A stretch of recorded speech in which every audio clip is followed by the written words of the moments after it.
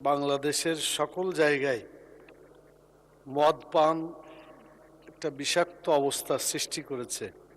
আল্লাহ তাআলা মদ পানকে হারাম করেছেন।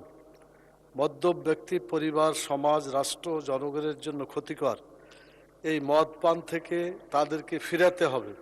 কারণ হচ্ছে লিভারের ক্ষতি করে এই মদ। সবশেষে লিভার সিরোসিস হয়ে সে ধ্বংস হয়ে যায়। মস্তিষ্ক ও স্নায়ুতন্ত্রের ক্ষতি হয়ে কথা বলার জড়তা দেখা দেয়। ক্যান্সারের ঝুঁকি উল্লেখযোগ্যভাবে বেড়ে যায়। পাকস্থলী ও অগ্নাশয়ের সমস্যা দেখা দেয়। রোগ প্রতিরোধের ক্ষমতা কমে যায়। নিউমোনিয়ার, যক্ষ্মার মতো মারাত্মক ঝুঁকি বেড়ে যায়। শারীরিক ও মানসিক দুর্বলতা গ্রাস করে শেষ পর্যন্ত মৃত্যুর কারণও হতে পারে।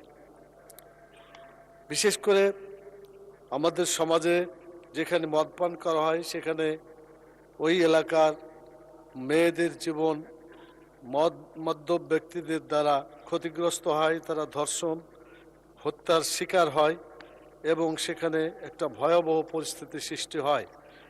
এই অবস্থা থেকে দেশ এবং জাতিকে, জনগণকে রক্ষা করার জন্য মাননীয় স্বরাষ্ট্রমন্ত্রী এই মদ বন্ধের জন্য গুরুত্বপূর্ণ পদক্ষেপ নেওয়া দরকার, কিন্তু আমরা এ পর্যন্ত কোনো পদক্ষেপ নিতে দেখছি না। এটা মারাত্মকভাবে সব জায়গায় ছড়িয়ে পড়ছে। সেজন্য আমি প্রস্তাব করছি মাননীয় স্পিকার, স্বরাষ্ট্রমন্ত্রী প্রয়োজনীয় অন্যান্য মন্ত্রণালয়ের সহযোগিতা নিয়ে হলেও এই মদের মতো জঘন্য ক্ষতিকর জিনিসকে হারাম করে বাংলাদেশের 18 কোটি মানুষকে বেঁচে থাকার এবং